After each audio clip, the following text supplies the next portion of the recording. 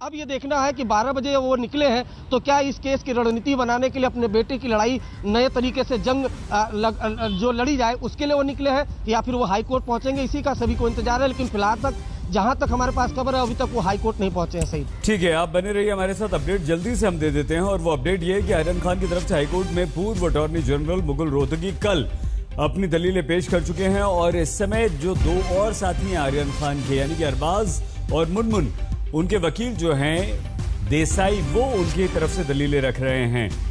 आइए सीधे हम इस वक्त हमारे एक और संवाददाता जुड़े हुए हैं जो कि हाईकोर्ट, बॉम्बे हाईकोर्ट के बाहर से हैं। मुस्तफा, कोई जानकारी मिल पाई है आपके पास? अंदर क्या हो रहा है, कहां तक अभी तक दलीलें पहुंची हैं, या अरबाज के साथ साथ मुनमुन के लिए दलीलें देसाई साहब ने देनी शुरू की हैं? कोई जानकारी, कोई अपडेट?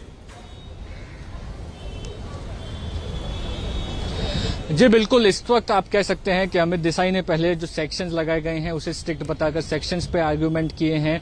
उसके बाद ये बात पर आर्ग्यूमेंट हुआ है कि किस तरह से ये लोग जो पहुंचे थे, पूरे 20 लोग अरेस्ट हुए हैं। अलग अलग जो लोग हैं, अरबाज और आर्यन को छोड़े तो बाकी सब अपनी अलग कैपेसिटी में आए थे। ये केस में एक साथ शामिल नहीं है या इसमें किसी तरह की कॉन्स्पिरेसी नहीं है।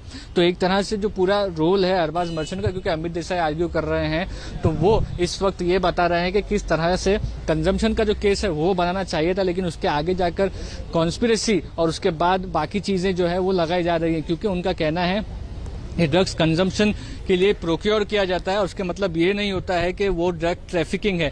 तो एक तरह से जो डिफेंस लॉयर्स है, बचाव पक्ष के वकील, उनका साफ तौर पर यही कहना है कि इस केस में जो सेक्शन लगाए गए हैं वो काफी ज्यादा स्ट्रिक्ट हैं।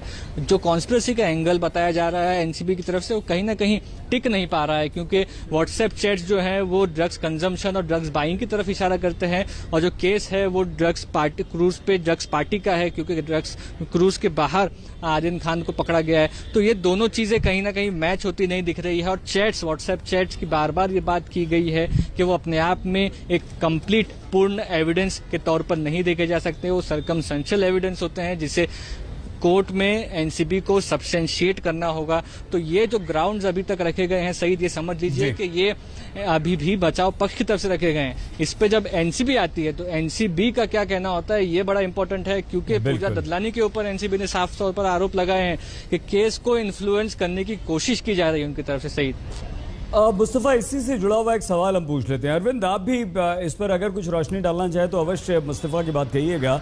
वो ये कि आर्यन खान की तरफ से एक हलफनामा अदालत में पेश किया गया जिसमें कहा गया कि साहब ये जो भी बाहर लेन देन की बात हो रही है, करोड़ों रुपए की बात हो रही है, सब हो रही है, उससे मेरा कोई लेना देना नहीं है। और एनसीबी ये कहती है, पूजा डडलानी की बात जो अरविंद ने भी कही और आपने भी कही अभी, कि पूजा डडलानी जो है गवाहों को प्रभावित करने की बात कर रही है, पैसों को देने की बात भी सामने यहाँ पर आई है।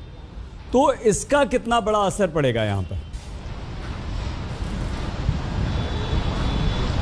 जी बिल्कुल, अगर आप इस पूरे मामले में देखें तो अरविंद जो है इस पर ज़्यादा जानकारी दे सकते हैं, लेकिन जो हमें बात समझ में आ रही है वो ये है कि क्योंकि आर्यन खान की जो बेल एप्लीकेशन है वो मजिस्ट्रेट कोर्ट के बाद सेशंस कोर्ट में रिजेक्ट हो चुकी है, उसके बाद वो हाई कोर्ट में आए हैं, तो इस मामले को आर्यन खान के जो वकील हैं वो ज़्यादा पेचीदा नहीं करना चाहते हैं। वो इसीलिए इस मामले को सिंपल तरीके से जो कोर्ट के सामने फैक्ट्स प्रेजेंट किए गए हैं उस पर रख रहे हैं, क्योंकि अगर वो किसी और चीज से हटते हैं, इस फैक्ट ऑफ द केस से हटते हैं, तो फिर शायद एनसीबी इस मामले में कुछ और एलिगेशंस लगाए और मामला पेचीदा हो सकता है। तो इसीलिए जो वकील है आरोपियों के, वो सिर्फ और सिर्फ प्लेनली जो सेक्शन इस केस में लगाए गए हैं, जो फैक्ट्स एनसीबी के सामने रखे गए हैं, उन्हीं फैक्ट्स पर बेल आर्ग्यू कर रहे हैं ताकि ये मैटर जज के लिए सिंपल हो और इसमें फैसला जल्द से जल्द हो सके।